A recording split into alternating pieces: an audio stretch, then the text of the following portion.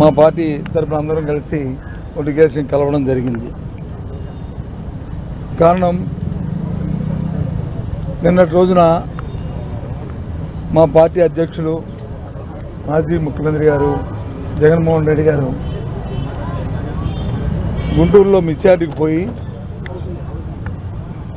అక్కడ రైతులతో కలిసి వాళ్ళతో పరామర్శించి అసలు ఏం జరుగుతుంది, ఈ మిర్చిలో ఎందుకు ధర తగ్గింది, దానికి మార్కెట్ ప్రభుత్వం చేస్తున్న విధానాలు ఏంటి, దానివల్ల వాళ్ళు పడుతున్న ఇబ్బందులు ఏంటి, బాధలు ఏంటి, అవన్నీ తెలుసుకొని ప్రభుత్వం మీద ఒత్తిడి తీసుకొచ్చి ఆ కార్యక్రమం చేద్దామని అన్నట్టు రోజున వారు పోవడం జరిగింది. పత్రికల్లో వచ్చింది, మీ అందరూ కూడా చూశారు. ఆ నేపథ్యంలో ఆయనకున్న జడ్పీఎస్ ఏదైతే భద్రత ఉందో దాన్ని పూర్తిగా తొలగించి నేను రోజున పూర్తిగా సెక్యూరిటీ ల్యాబ్సెస్ 100% ఒక్క యూనిఫామ్ ఉన్న కానిస్టేబుల్ ఒక్కరు కూడా ఆ చుట్టుపక్కల లేకుండా ఏదైనా అవాంఛనీయ సంఘటనలు జరిగేటట్టుగా వారు ప్రేరేపించేటట్టుగా వాళ్ళు నేను జరిగిన ప్రయత్నం చూస్తుంటే చాలా అనిపించింది. అందుకని గవర్నర్ గారికి మేము అందరం వచ్చి ఆయన తాలూకా భద్రత మీద ఆందోళన వ్యక్తం చేస్తూ ఇలాంటి సెక్యూరిటీ ల్యాబ్సెస్ ఉన్నాయి, ప్రభుత్వం వాంటెడ్లీ చేయాలని, ఆయన్ని ఇబ్బంది పెట్టాలని ఆయనకి ఉన్న సందర్భంలో ఆయన రక్షణ కల్పించి ఇలాంటివి మళ్ళీ పునరావృతం కాకుండా చట్టాన్ని చేతితో తీసుకోకుండా చట్టం దాని పని చేసుకునేటట్లు ఎవరికి ఇవ్వాల్సిన భద్రతను వాళ్ళకి ఇస్తూ కార్యక్రమం చేయాలని గవర్నర్ గారిని మేము ఇప్పుడు మీ అందరం కూడా డెలిగేషన్ వెళ్ళి ఆయన రిక్వెస్ట్ చేయడం జరిగింది. వారు దాన్ని పరిశీలిస్తాను, దీన్ని మేము ఎంక్వైరీ చేస్తానని చెప్పి వారు చెప్పడం జరిగింది. ఇది విషయాన్ని మీకు తెలియపరుస్తున్నాం. అంటే గతంలో హైకోర్టు కూడా ఆగ్రహం వ్యక్తం చేసింది సార్, ఖచ్చితంగా భద్రత కల్పించాలని, కానీ పట్టించుకోవాలి. అదే ఇది ఎవరో వ్యక్తిగతంగా ఇచ్చింది కాదు. మాజీ ముఖ్యమంత్రిగా ఆయనకి అది వర్చువల్గా ఆయనకి ఆటోమేటిక్గా అది వస్తుంది. జడ్పీఎస్ మాజీ ముఖ్యమంత్రి గారికి ఆటోమేటిక్గా వస్తుంది. దాన్ని కూడా నిన్న రోజు విత్డ్రా చేయడం అసలు అర్థం అవ్వట్లేదు మాకు. ఎప్పుడు కూడా చూడలేదు ఈ వ్యవస్థలో. ఇంతకుముందు కూడా మాజీ ముఖ్యమంత్రిగా, ఇప్పుడున్న ముఖ్యమంత్రి గారు మాజీ ముఖ్యమంత్రి కదా, ఆయనకున్న 5 సంవత్సరాలు ఎక్కడైనా ఇలాంటి సందర్భం ఎక్కడైనా వచ్చిందా? ఇప్పుడేం చేశామా? ఇప్పుడేం జరిగిందా? ఏంటిది? పూర్తిగా కూడా ప్రభుత్వం ఏకపక్షంగా ఈ కార్యక్రమం చేస్తూ వారిని ఇబ్బంది పెట్టాలని, మరి భగవంతుడి గారిగా వెనకాతున్న లోపాగారిగా వాళ్ళ తాలూకా దురుద్దేశాలు ఏంటనేది చేస్తూ దాన్ని ముందుగా మేము ఫోర్కాస్ట్ చేసి రాబోయే కాలం లాంటి అవాంఛనీయ ఏ విధమైన సంఘటనలు జరగకుండా పెట్టు ఆయన భద్రత మీద మేము ఆందోళన వ్యక్తపరుస్తున్నాం. ఎన్నికల కోడ్ ఉంది కాబట్టి మాకేం సంబంధం, ఈసీ నిర్ణయం తీసుకోవాలి, బందోబస్తు ఎన్నికల కోడ్ బందోబస్తుకి బయట ఆయనకున్న భద్రత ఎన్నికల కోడ్తో సంబంధంలే. ఏదైతే జడ్పీఎస్ కేటగిరీ ఎప్పుడైతే ఉన్నదో ఆయన ఎక్కడికి వెళ్తే అక్కడికి ఆయనతో పాటు వారు వెళ్ళవలసిందే, అక్కడికి వెళ్తారు. అది నిబంధన. ఎన్నికల కోడ్ ఏంటి అదనంగా ఇచ్చేది ఏమైనా ఉంటే, ఒక ఎన్నికల కోడ్ ఉంటే, ఎన్నికల కోడ్ మేము ముందు ఇన్ఫామ్ కూడా చేసాం, ఇగో ఇక్కడికి వెళ్తున్నామని. ఒకవేళ అటువంటి పరిస్థితి ఉన్నప్పుడు ముందుగా మాకు ఇన్ఫామ్ చేయాలి కదా.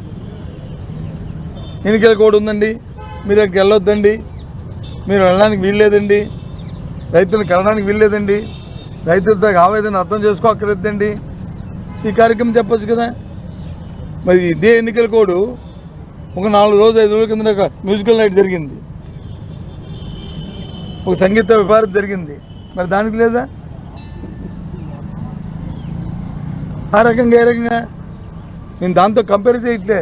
ఇది వచ్చి ప్రజల కోసం, సామాన్యుల కోసం, రైతుల కోసం, రైతులతో ఆవేదన కోసం, వారు పడుతున్న ఇబ్బందుల్ని అర్థం చేసుకుని ఇవాళ మరి మాజీ ముఖ్యమంత్రిగా మా లీడరు, మా నాయకుడు జగన్మోహన్ రెడ్డి గారు అక్కడికి వెళ్తే ఈ రకమైన చేయడం అనేది ఇది ఎంతవరకు సంబంధమో ఈ రాష్ట్ర ప్రజానీకాన్ని మరి అర్థం చేసుకోవాలి, చూడాలని చెప్తే అని కోరుతున్నాం. గవర్నర్ గారు స్పందన అయితే మాకైతే సంతృప్తి కనిపించింది. వెంటనే దీన్ని ఎంక్వైరీ చేస్తారని చెప్పారు. ఎవరు లేకపోతే అడిగారు. మరి పూర్తిగా కూడా మరి స్టేట్ గవర్నమెంట్ తాలూకా పోలీసు వైఫల్యం అని చెప్పాము. ఇంకో విషయాన్ని కూడా చెప్తున్నాను. ప్రభుత్వంలో వచ్చి ఏ పార్టీ అధికారంలోకి వస్తే పార్టీ అధికారం పోద్ది. మాకు ఇన్ఫర్మేషన్ ప్రకారం ఎస్పీకో లేకపోతే ఐజీ ఎస్పీకి వచ్చి గవర్నమెంట్ వచ్చి మీరు సెక్యూరిటీ ఇవ్వద్దని వాళ్ళు చెప్పారనేది ఉంది. ఇప్పుడు ఎవరు రెస్పాన్సిబిలిటీ? ఐజీని ఎస్పీ రెస్పాన్సిబిలిటీ కాదు, అక్కడ ఉన్న ఐజీ ఎస్పీ రెస్పాన్సిబిలిటీ కాదు, నీ బాధ్యత కాదు, మీరు యూనిఫామ్ వేసుకున్న పోలీసులు కాదు. ఆలోచన చేయండి. ఏ రకంగా నీ తాలూకు బాధ్యతని విస్మరిస్తారు? ఏ రకంగా మీ తాలూకు కర్తవ్యాన్ని చేయడం మానుతారు? ఈ ధర్మం ఇది? ఇదేనా రాజ్యాంగంలో బాబాసాహెబ్ అంబేద్కర్ గారు ఇచ్చిన రాజ్యాంగం తాలూకా ఇదేనా స్ఫూర్తి? ఇది న్యాయం? ఇది చాలా తప్పు. ఇది వ్యవస్థను పరిశీలన చేసుకుంటేనే ఆ వ్యవస్థ ఆ రాష్ట్రం కానీ ఆ ప్రజలు కానీ సుఖంగా సంతోషంగా ఉంటారు. ఈ రకంగా కక్షలతో కాడేమని తేలితే ఈ సాంప్రదాయాలు మంచివి కాదు. పూర్తిగా దాన్ని పూర్తిగా కూడా మేము అందరం కూడా ఆక్షేపం తెలియజేస్తున్నాం. మా నాయకుల తాలూకు పద్ధతి పట్ల మేము ఆందోళన వ్యక్తపరుస్తున్నాం. పూర్తిగా ఏదైతే నిబంధనల ప్రకారం జరగాలని కోరుకుంటున్నాం. చట్టాన్ని చేతితో తీసుకోవడానికి ఎవరికి కూడా హక్కు లేదనే విషయాన్ని తెలియజేస్తున్నాం. ఇది అది రెండో విషయం. ఎందుకంటే చంద్రబాబు నాయుడు గారికి వాళ్ళకంటే కేంద్ర హోంశాఖ నుంచి కోరేది వాళ్ళకైతే ఉంది. అది రెండో విషయం. ఇక తప్పని పరిస్థితి చూస్తే ఆపై ఈ పోలీసు పరిపాలన చెంది ఇక వీరితో లాభం లేదనుకుంటే అప్పుడు దాని గురించి ఆలోచన చేస్తాం.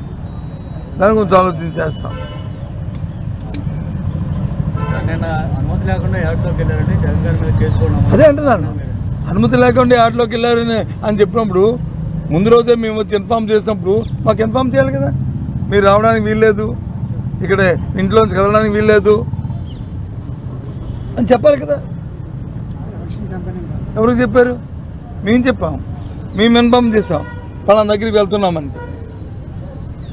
ఆ సెక్యూరిటీ ఆఫీసర్లు ఇన్ఫామ్ చేశారు వెళ్తున్నారని చెప్పని. ఇదేమి ఎలక్షన్ క్యాంపెయినింగ్ కాదు కదా.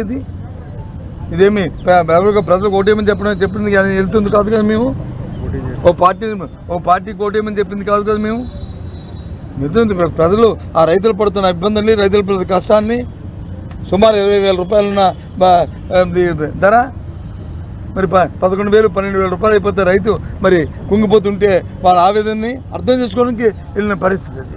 నిన్న ప్రభుత్వం అంతా కూడా మంత్రులు కూడా ఏమన్నారంటే, గతంలో మీరు గవర్నమెంట్ ఉన్నప్పుడు రైతులు పట్టించుకోలేదు, ఇదే మర్చి రైతులు పట్టించుకోలేదు, దండ స్వీకరణ లేదు, ఇప్పుడు ఎందుకు రాజ్యం కోసం డ్రామాలు ఆడమని చెప్పేసి మంత్రులు అన్నారు. సార్, గత ప్రభుత్వంలో మేము రైతులు పట్టించుకోవడం లేదని రైతు దగ్గరికి వెళ్ళి అడగండి. రైతులండి రైతు భరోసాలు ఇచ్చే గత సంవత్సరం అయింది. కేంద్ర ప్రభుత్వం రైతు భరోసాలు ఇచ్చిందండి ఇప్పటికి. పోనీ ఈ రాష్ట్ర ప్రభుత్వం అంటే ఇవ్వలేదు. పోనీ వాళ్ళు అలాగే రైతుల పట్ల లేదు. కేంద్రం ఇచ్చిన డబ్బులు కూడా ఇవ్వలేదే. కేంద్రం ఇచ్చింది ఇచ్చారా? 9 నెలలు అయింది. ఎప్పుడు ఇస్తారంటే ఇంక వచ్చే సంవత్సరం ఆలోచిస్తారంట. వాళ్ళ రైతులు మాట్లాడింది. వ్యవసాయం గురించి చెప్పాలంటే ఎంత చెప్పాలి రైతుల గురించి చేసింది.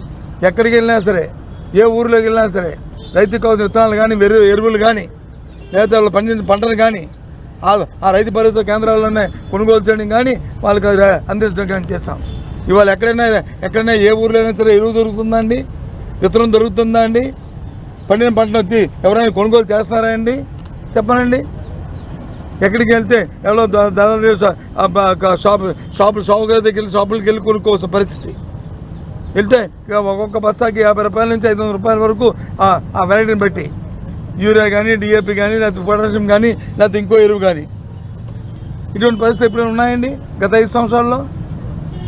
ఎప్పుడైనా భారత్ తిరుగుని కూర్చొని అయ్యో ఎరువు కావాలనుకొని అరువు పరిస్థితులు ఉన్నాయండి? విత్తనాల కోసం వచ్చి ఎప్పుడైనా మేమే గ్రామాల్లోనే అందించాం.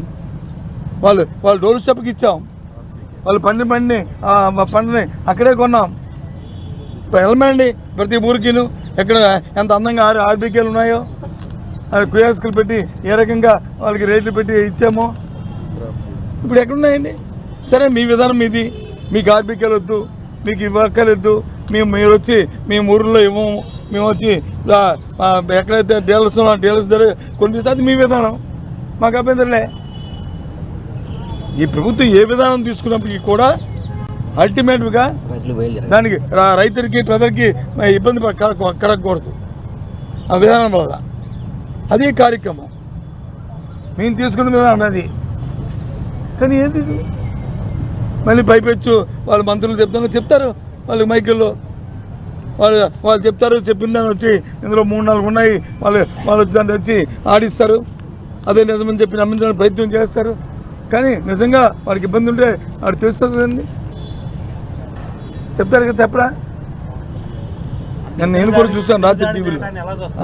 ఎదురుదాడి చేయడానికి ఏముంది, రాజకీయాలు ఎదురుదాడి చేయడం అనేది అది సాహసం. అది దాన్ని చూడడానికి ఏముంది, వాళ్ళ అభిప్రాయం చెప్తారు, మా అభిప్రాయం చెప్పాం, పడుతున్న బాధని చెప్పాం, రైతు కష్టాన్ని చెప్పాం. అంతకుముందు విద్యుత్ ఛార్జీలు తగ్గించన్నారు, పెంచమని చెప్పారు, మా ట్రోప్ ఛార్జీలు అని చెప్పి విద్యుత్ ఛార్జీ పెంచారు. ఆ విషయాన్ని ప్రజల ముందు చెప్పాం, నేను రైతులు చెప్పాం.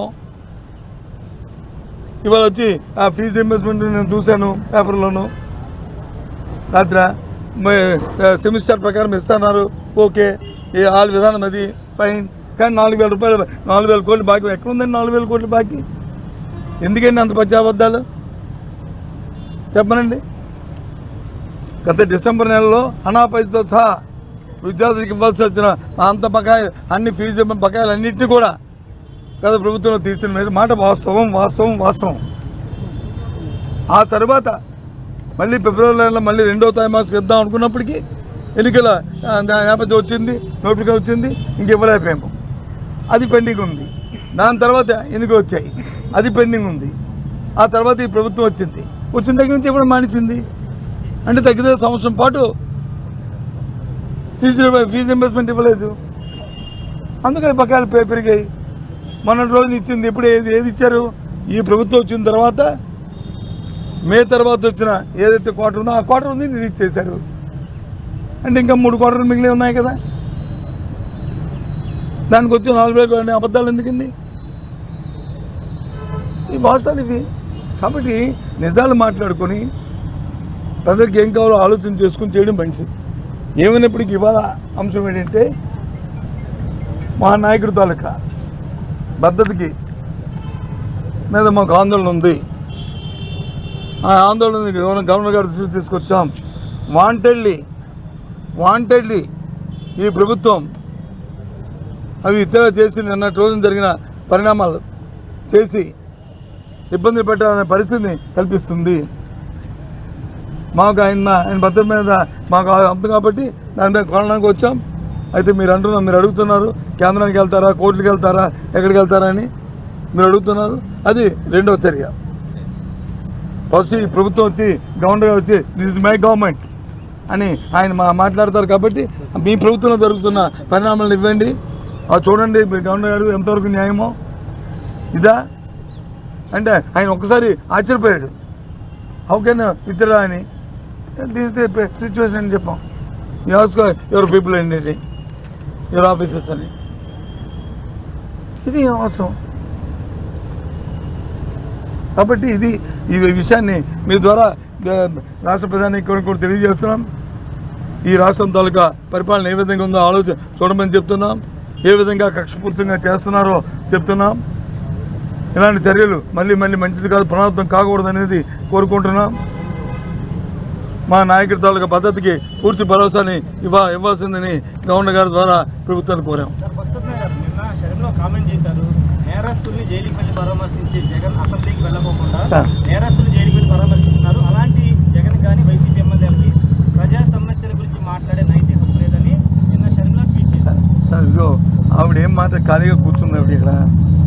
ఆవిడ ఏదో మాట్లాడుతున్న సమాధానం చెప్పడానికి ఉందా? ఆవిడ ప్రతిపక్షం. ఆవిడ చంద్రబాబు నాయుడు గారు ప్రభుత్వం ఏదైనా ల్యాప్సెస్ ఉన్నా, లేదు కేంద్రంలో వచ్చి భారతీయ జనతా పార్టీ ఏదైనా ల్యాప్సెస్ ఉన్నా ఆవిడ కనిపించాలి. ఆవిడ కనిపించవు.